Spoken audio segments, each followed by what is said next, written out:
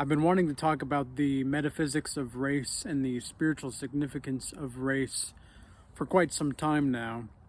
And I think now I've got a solid enough understanding and foundation of what I want to discuss to where we can make a video about it. I first want to start off by saying, though, that growing up, I was always friends with the Polynesians and the Hispanics, and they called me the Wedo, the Speedy Gonzalez that was Wedo. And for anybody that doesn't know, that basically just means the white boy. And I was friends with them most of the time simply because they were the most chill people I could connect to. A lot of the islanders, there's a few people from Hawaii that I resonated with a lot growing up as well, and they were always I was always the smallest out of everybody because I'm 5'6", and I was always the smallest, but they always felt like they could be free around me. Holy moly, I just saw there's a few deer just walking by over there. Must be because of the change of weather. They're coming down from the mountains a little bit, go to the streams, but anyway, kind of cool. So being friends with the Polynesians and the Hispanics and the Islanders, I learned a lot about how they're more authentic most often than not than my own people were. You know, my own white people that I was around growing up, because I'm a white male, and a lot of the white people were just, I considered to be very surface level, I suppose, even though they're not as violent as some of the other races.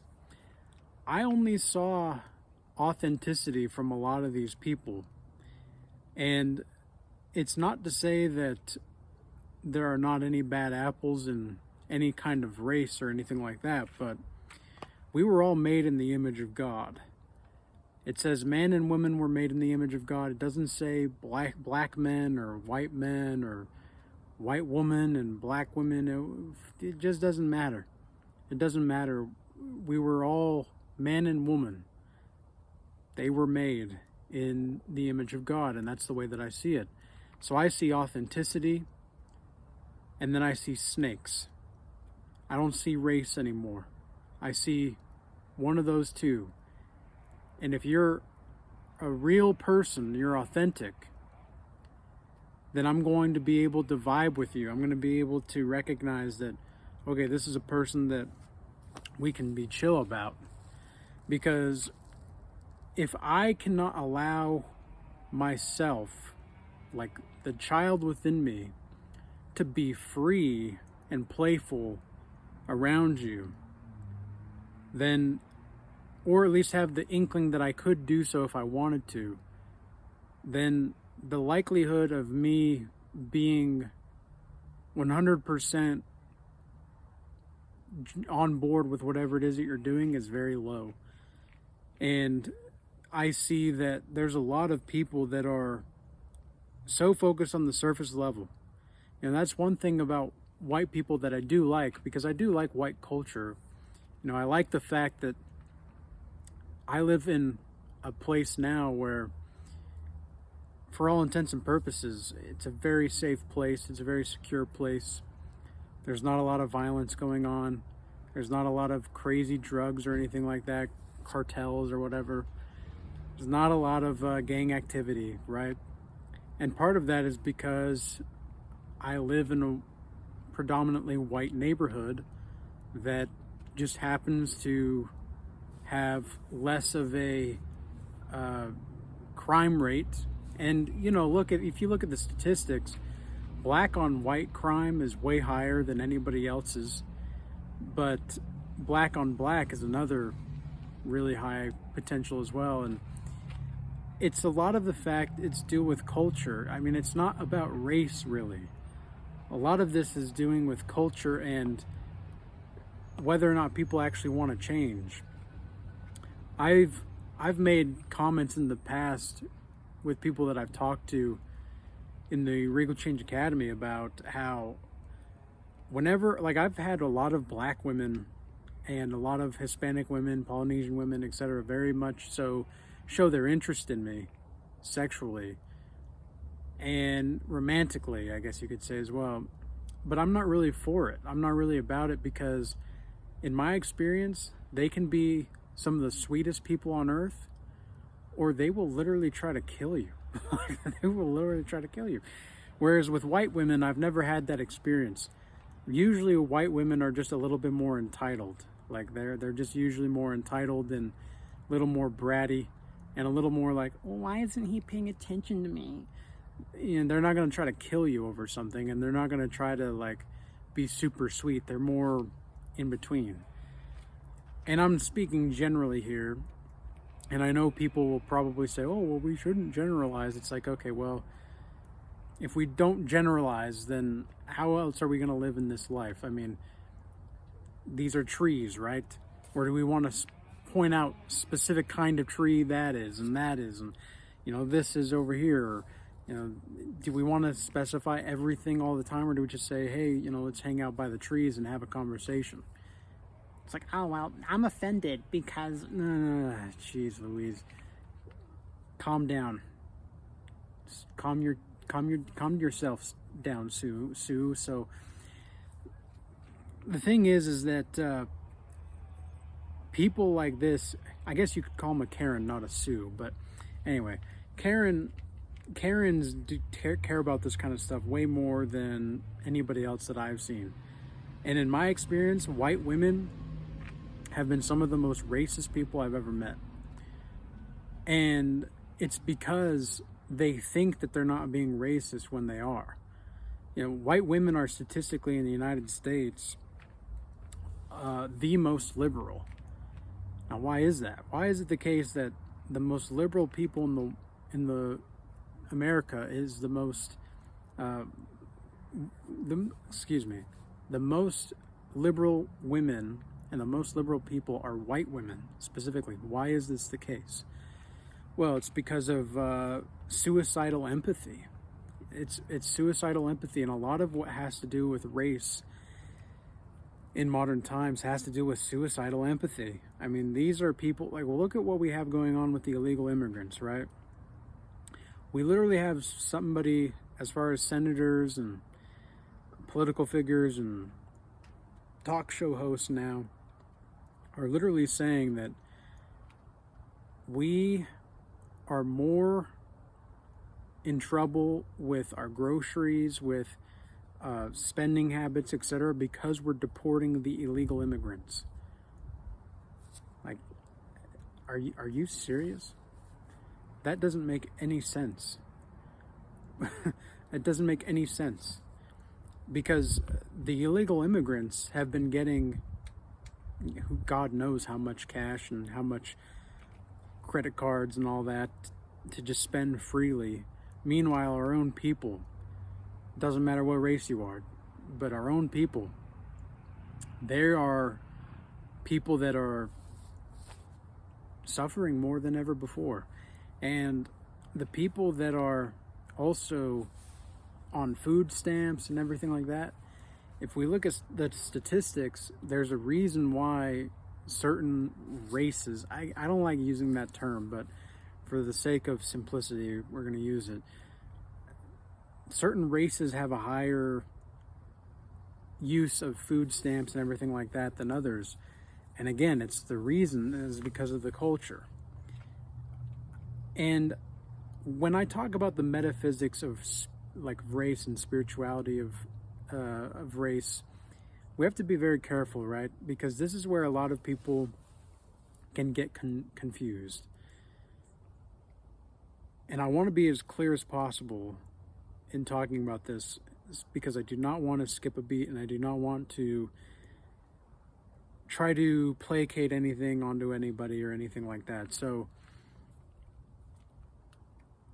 to be as clear as possible, I do think that it is advantageous for you to have relationships with people that are the same race as you. Well, why is this?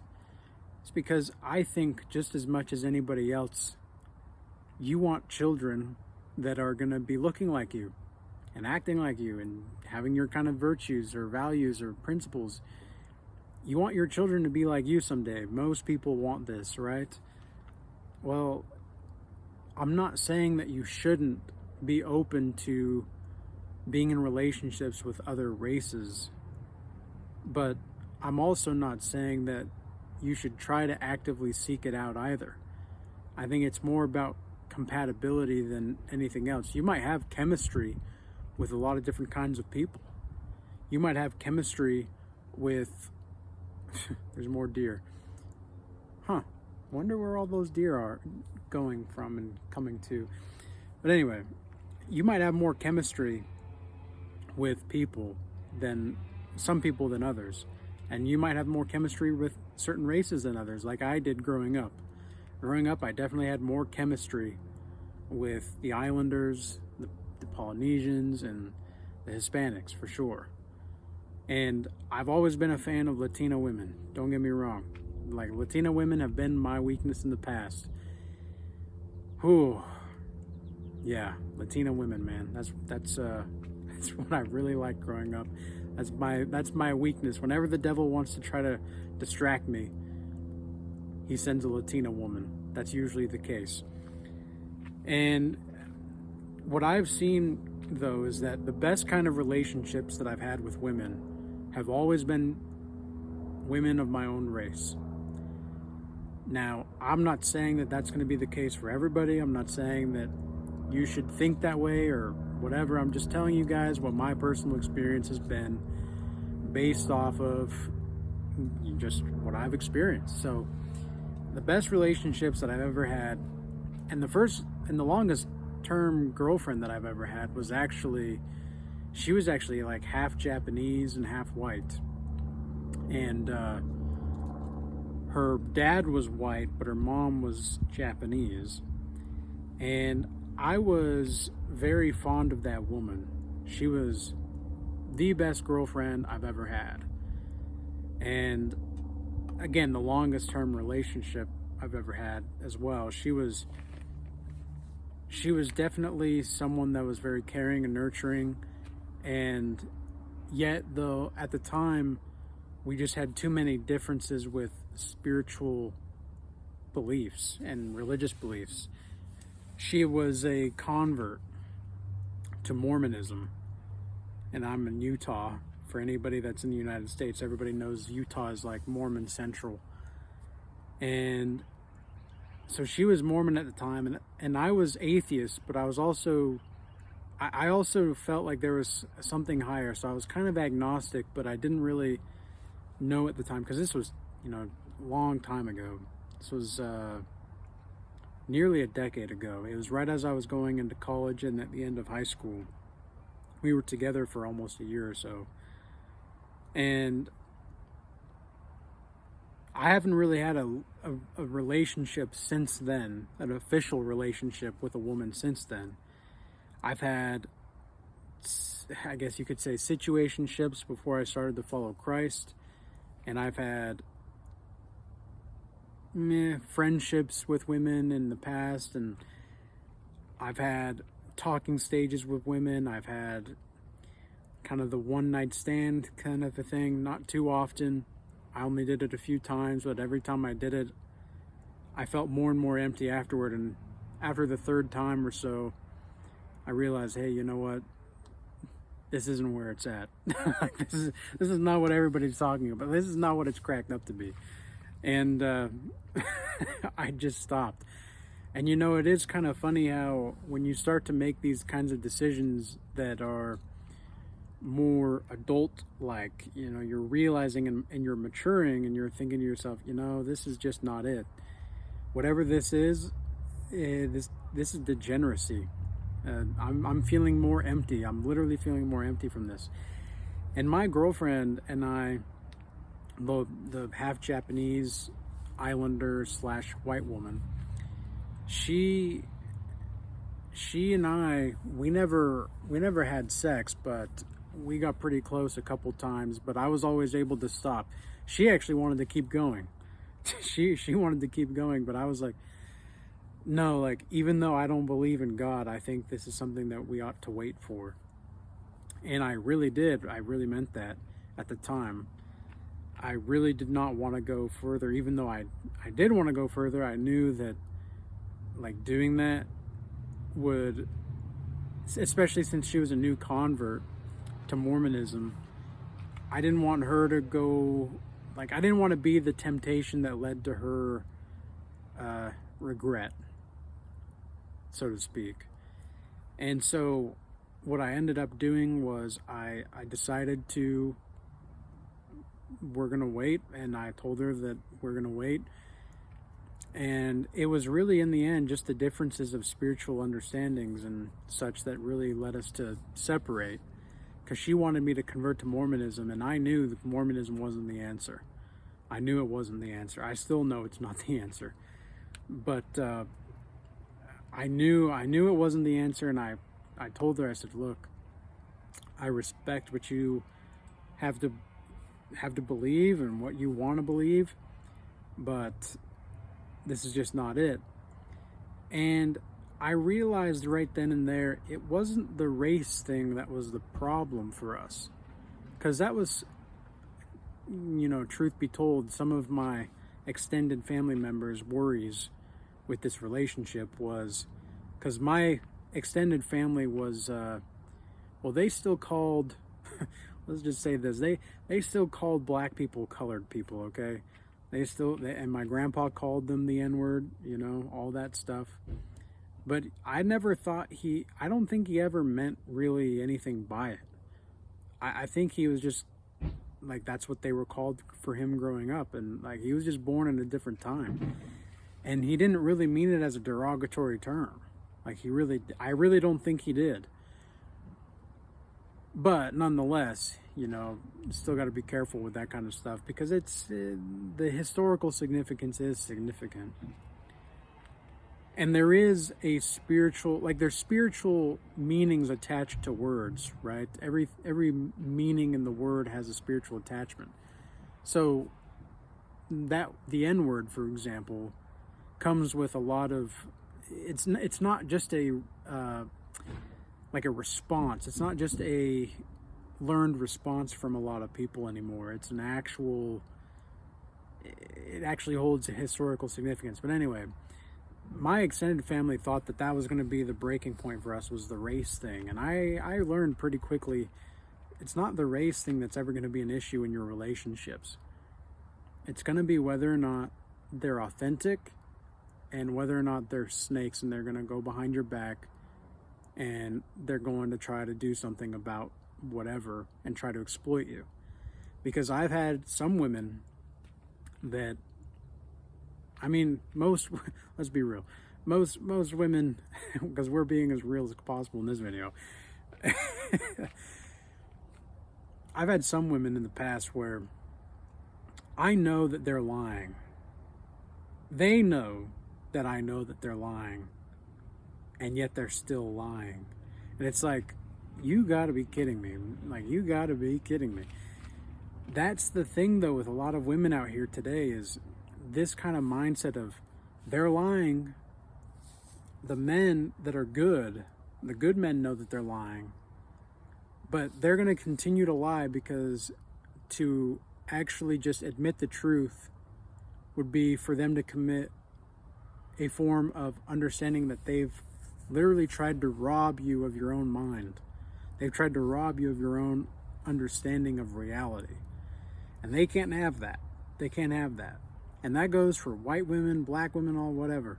But specifically with black women, like I said, they're some of the sweetest women I've ever met, some of them.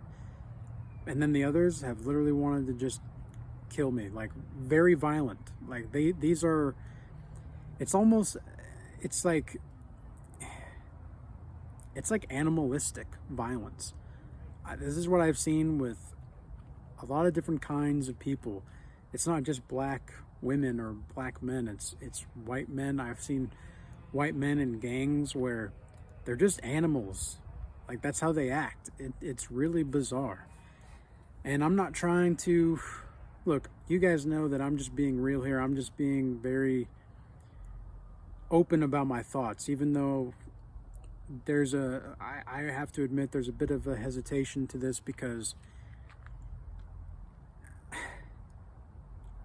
I don't really like talking about it, because I used to genuinely believe that we were beyond the race thing. When I was a kid, I genuinely thought that we were beyond the race thing, that Martin Luther King Jr., he had done his thing and we were where we're at. And it was settled. Like, I thought we were just able to move forward. But now it's like the complete flip. White people are being more ostracized than ever. And I genuinely think that this is true. It's not even that I think it's true. It's that I've seen it in the data. And if you look at the statistics, they're like Hispanics on black, or Hispanic on blacks, blacks on Hispanics, white on Hispanics, Hispanics on white, black on white, white on black. Crimes and violence, it's always against the whites. And that could be because we are the majority of the population in the Americas, but in the American country. But still, I mean, that's just crazy. Like it's crazy how the statistics can be so skewed. And think about this, right? One of the other reasons I wanted to talk about this topic is because there's a kid, 17 years old, that was stabbed and murdered by a black young man, 17 years old as well, just last week or so, right? And the whole media has been super quiet about it. But I guarantee you, if it was a white young man that killed a black young man in cold blood like that, because now they're trying to say that it was self-defense. It was all this stuff. There's the alarms. You know, they tried to say that it was, man, what is happening today? We got deer. We've got the squirrels out. We've got the sirens. We've got the sunshine. Bizarre. But very nice. So anyway, if it was reversed, I guarantee there would have been uprising in the streets. The looting would have come back from 2020. The riots would have happened again. But no, this kind of stuff doesn't get the kind of recognition it deserves. So what are we to do about this? You know, what are we to do? What are we to make of this? Because it's obviously not fair. It's obviously rigged to some degree. The system itself is rigged. Man, they really do not want me to talk about this, but it is rigged. The system, it's all rigged. It's designed to put the flesh against the flesh. You see what they're doing with like the Black Lives Matter and all this stuff. It's all just to put races against each other. But I guarantee you, if everybody had the mindset of seeing authenticity in snakes rather than race and color and all that, I genuinely believe that people would be better off for it. People would be better off having that kind of mindset. And I'm not just saying that because that's my mindset. I'm saying that because we'd be able to move beyond this. Like, we'd be able to move beyond whatever. And we'd be able to go further into the promised land like God wants us to. But so many people are just still, they want to blame problems on races or wealth, you know, rich people and poor people. Like, you see the protests happening over the past week with Tesla and anti-Trump stuff and all of that. They're like, oh, we still need to eat the rich. It's like, and these are obese people that are holding signs saying that the only thing I'll have left to eat is the rich. Like, what are these people? It's just crazy. Like, and these are the white women. These are the fat white liberal women that hold up these signs, thinking that they're doing something, thinking that they're accomplishing something by saying this. And it's just like, this is let's just repeal the 19th Amendment, by golly. Holy crap. Like, what is... This has just gone too far. And I think the suicidal empathy that women have, potentially, like, think about this, right? Lady Justice. Everybody knows who Lady Justice is, right? Lady Justice is blind, but she's holding up, you know, the weights, right? Like the balance. So, you know, does the crime fit the punishment, etc. Everybody knows the image that I'm talking about, right? If not, pause it and go look up Lady Justice right now. Welcome back. So, Lady Justice is blind. Why? Why do you think Lady Justice is blind? Well, because reason and truth is like a woman. Everybody that's read or heard of Friedrich Nietzsche's Beyond Good and Evil, he starts off the prologue and before the actual writings, he says, "Suppose truth is a woman. What then?" Well, the truth is like a woman. You know it when you see it, but at the same time, it's a very like chaotic force. Like truth itself sets you free, but it's also a very chaotic force. It's a chaotic force that brings order. And women can do that. If they're actually in their femininity, they're a chaotic force that brings peace and harmony and nurturing. They multiply whatever it is that's available to them if she's in her feminine. And so Lady Justice is blind because it's also not supposed to see status. It's not supposed to see wealth. It's not supposed to see economic status. It's not supposed to see race, gender, whatever. It's just, what are the practicalities? What are the facts bear out? And what are the facts of the matter that bears out the truth? So that's just why it is, right? So Lady Justice is like that for a reason. Lady Justice is blind because truth and reason are like a woman. And woman, when she, like, let's say Lady Justice gets her sight, sometimes she can have suicidal empathy, so to speak. She can have this suicidal empathy where she gives so much of herself away that she becomes worthless. Because think about this, right? Think about the time where, I'm sure everybody's had this kind of thing happen, where they've had moments in their life where they have been around somebody longer than they needed to, longer than they know that they've needed to, right? Like, you've been around this person and you feel like every word that you speak is just falling on deaf ears. Well, that means that the longer that you stay there, the less value that your words have when it comes to this kind of topic, when it comes to this kind of situation.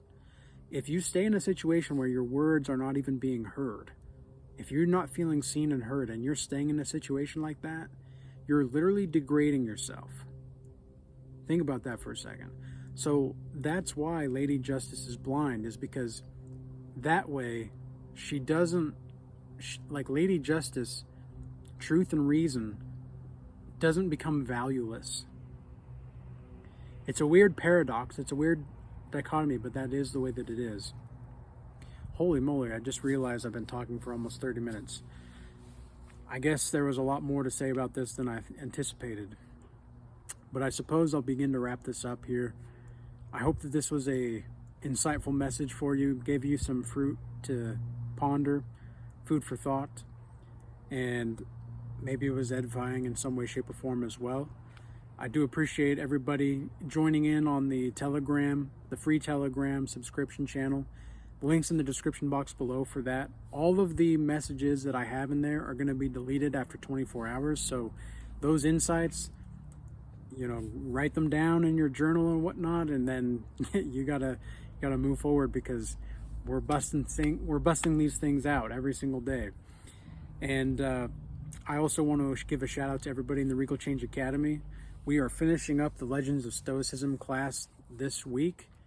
A little sad about it because it's been a fun class, but at the same time, I've really been pleased with the growth and with the implementation of the principles of the Stoics that we've been able to have into the Academy itself as a whole too.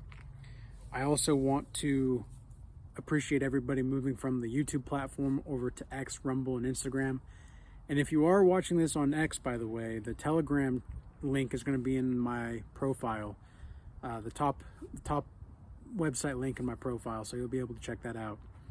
With all that being said, ladies and gentlemen, I do wish you all well.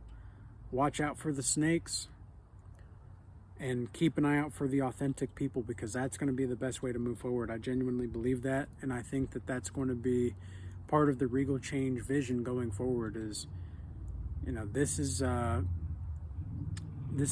path that we need to take if we're really wanting to progress. If we really want to make a regal change in our lives, this is going to be the outlook, to view it from the lens of, if we were, you know, to incorporate race into our understanding of why things are so different the way that they are.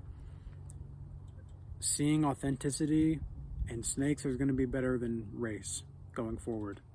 So with all that being said, peace be with you. Until next time.